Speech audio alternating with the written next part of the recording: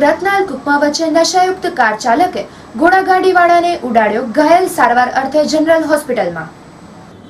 કાલે રાત્રે કુકમાથી રત્નાલ ગામ વચ્ચે રાત્રે 8 વાગ્યાની આસપાસ એક કાર જેનો ચાલક નશાયુક્ત હાલતમાં હતો, જે કાર ચાલકે વાવડી ગામે ખેતી કરતા ખેડૂત કરસન ભચ્ચા ગાગલ પોતાની ઘોડાગાડી લઈને જતા હતા ત્યારે તેમને ઉડાડી દીધેલ, જેમને 108 દ્વારા સારવાર અર્થે ભુજની જનરલ હોસ્પિટલમાં ખસેડવામાં આવ્યા હતા.